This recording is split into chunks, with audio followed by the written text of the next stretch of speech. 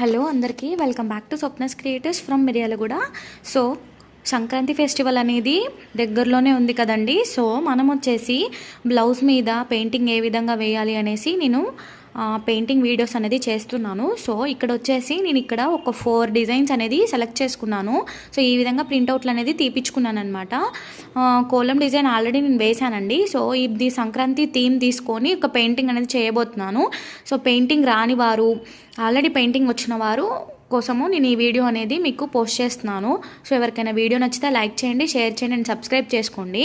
ఇక్కడ వచ్చేసి నేను ఈ డిజైన్ అనేది సెలెక్ట్ చేసుకున్నాను వేయడానికి.